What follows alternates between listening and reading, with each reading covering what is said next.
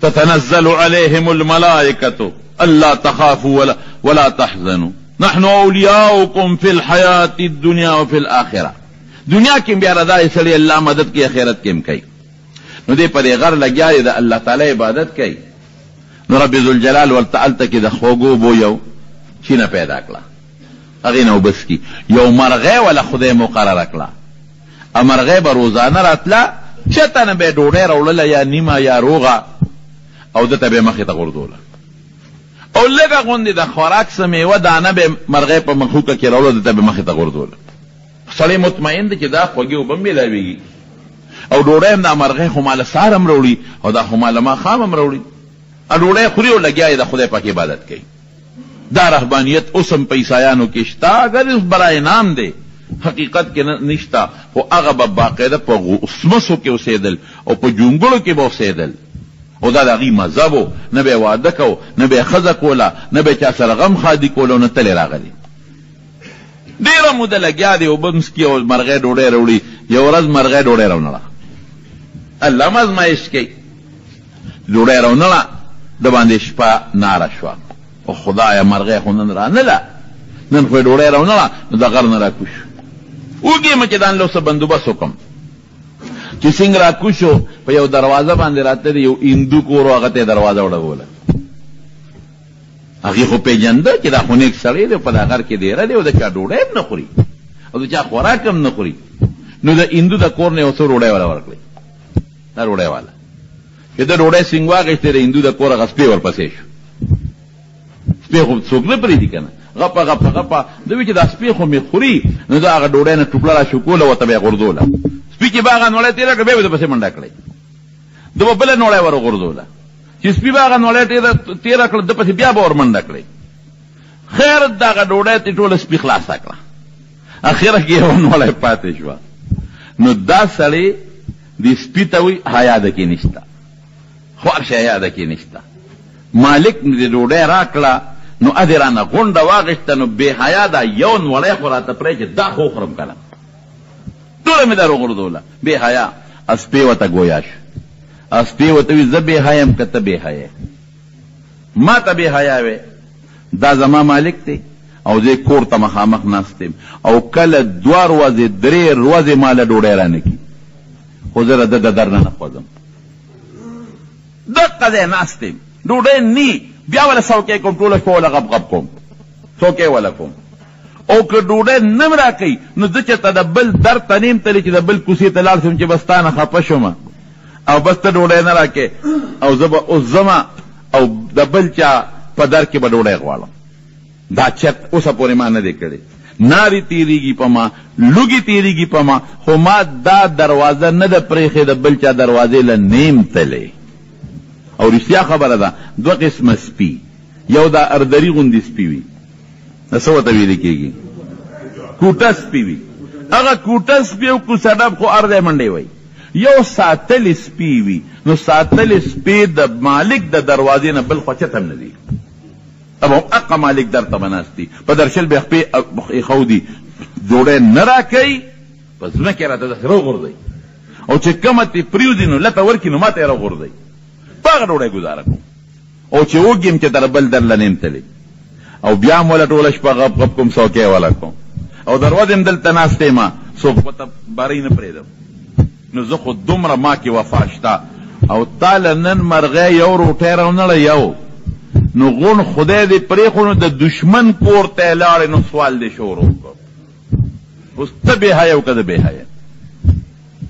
خپل خدای دې پرېښو، ظالمه یو شپه ګزاره وکړه که نه، څمرې څه سبا هم ګزاره وکړه، بله ورځ هم ګزاره وکړه. نو که د لوږې مړ کېدې او بیا هم تلې، نو د دشمن کور ته هلکه ته خو ما وې بس یې که الله دې خوشحاله کړه.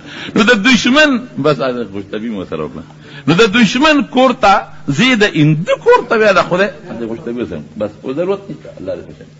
نو د دشمن کور ته ځې، او د دشمن په کور کې بیا ډوډۍ غواړې، دې ته څه ویل کېږي؟ استقامت نشته. ډوډۍ وي که نه، زه به ناست یم، استقامت نشته.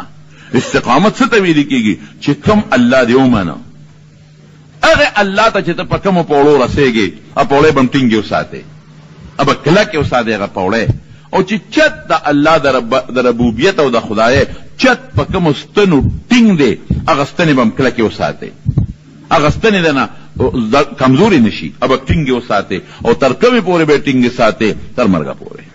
دې ته استقامت وایي. دې کې پټې فرق نه راځي. او دا صحابه کرامو کې د استقامت وجي رو درنه یو دا مړه دا مولیان او دا شیخان او دا سپینګیری او دا منځونه مړه بس خې خدای یادوه بس دا ډېره خبره ده. له صفا کړه زر برته ده وایي له صفا که نه مونځ ته حاجت شته او نه روجې ته حاجت شته.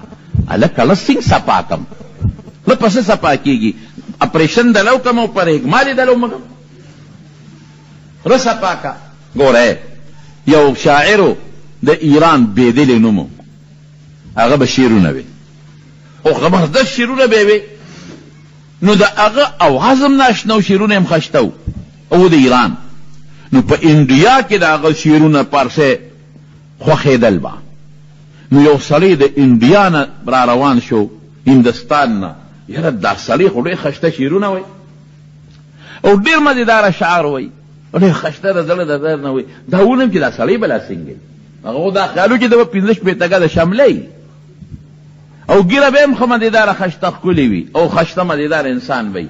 غریب د هندوستان نه راغی ایران ته بیدل ته ځان راورسو، مشهور شاعر و چې بیدل راووته ورته یې وکتل وی ته بیدلې؟ وی یو اوهو وی ته د پیغمبر مبارک دومره صفتونه کې او نعتونه وی او ګیره دې خریلې ده، ګیره یې خریلې وه، برېت یې خریلو، ته څنګه ځان ته عاشق وی؟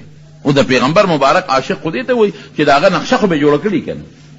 نو ستا د پیغمبر نقشه بدې شي او ته لګیا او صفتونه او ځان نه دې دومره لوی شاعر جوړ کړی، او ته څه وایي؟ ایا عجیبه خبره کوي. او ته وایي چې ریش را می خراشیم ولیکن دل مسلمان را نمی خراشیم. وی ګیره خو خوریم خو د مسلمان زړه نه خوریم، ګیره خو خوریم خو د مسلمان زړه نه خوریم، د زړه نه پاک یم، بل چا ته ضرر نه رسوم. هغه انډیا والا ورته څه هندوستاني وی غلط گفتی دل رسول الله را می خراشي. غلطه وی د پیغمبر زړه خره، د پیغمبر په زړه باندې چاړه راکاږي. نو نه به مونځ کوي نه به روژه نیسي، د مدرسو به دشمني، د پټکي به دشمني، د ګیري به دشمني، علماو پسې چې خوله خوځئ کنزل به کوي. او چې ته ورته وی ویړه مې سپین دی، ړه دې سپین نه دی، ړه دې په غولو کې دننه ګن کې نښتی دی، ړه د کوم ځای نه سپین دی؟ که ړه سپینو نو تا به سپینو ته تور نه وې، ړه خیرن دی، ړه ړوند دی، ړوند تا به د پیغمبر ته چې تا کوم ستنې رسېدلې دي هغه ستنې به دې نه پرې کولې. د پیغمبر مبارک نه چې کوم شاخونه را رسېدلي دي او په هغې کې میوې دي میوې، تا به هغه شاخونه نه پرې کول. د پیغمبر د دین شاخونه خو پرې کې، او د پیغمبر دین چې په کومو ستنو ولاړ دی ستنې خو پرې کې. او ړه سپین دی؟ ړه سپین نه دی، ړه تور دی. زه نه ویم الله وایي. اوس ته وایې ړه سپین دی، الله څه وایي؟ اوس به زه وګورم چې زه رښتیا وایم که الله رښتیا وایي. الله وی کلا بل ران علی قلوبهم ما كانوا یکسبون. دا سړی چې د دین څومره خلاف کوي د ده په زړه باندې دې ګناهونو زنګ پیدا کړی دی. اوس چې زړه باندې زنګ پیدا شي نو رښتیا وایي سپین به که تور به تور شو. ختم الله علی قلوبهم، الله وی په زړه مهر لګولی دی ما، وعلى سمعهم پس وګورو مې ورته مهر لګولې دی، وعلى ابصارهم غشاوة او په سترګو د حق پردې لګېدلې، صرف دنیا ورته ښکاري بل شی ورته نه ښکاري. نو خلکو لم زړه توری، جومات نه زړه توری، مدرسې نه زړه توری، ګیرې بد وی، پټکي بد وی، د پیغمبر د وارث بد وی. ولې چې د ده د زړه نه د الله تعالی عظمت، الله ته خو به د رسول رسوي، د رسول مبارک عظمت دا د زړه نه وځي. نو په دې طریقه شیطان لګېدلی دی، په دې طریقه دشمن لګېدلی دی. ډایرکټ ما ته څوک نشي ویلی چې خدای نشته، ډایرکټ ما ته څوک نشي ویلی چې رب نشته، ډایرکټ دې مجلس کې مجال شته چې یو سړی پاسې وي چې خدای نشته، رب نه منم، پیغمبر نه منم، والله چې د چاپ چې سر کې جغه یم چې په یو مجلس کې دا خبره ونه کړي، لیکن په دې نورو لارو به راتاویږي.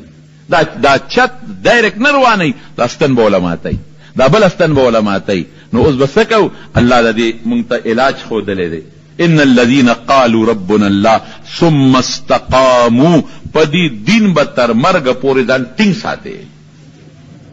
پام کوه چې دا دین دې د لاسه ونه خوېږي، ځان به ټینګ ساتي کلک. یو نیک سړی بره په غر ناستو د الله عبادت یې کو. پخوا دا رهبانیت و، یو سړی به په غر کې ناستو د الله تعالی عبادت پې کو، خدای به یادو، نه ښځه او نه بچي، دا به نه لرل. دی لګیا دی په دې غر باندې د الله عبادت کوي نو الله هم سړي سره مدد کوي.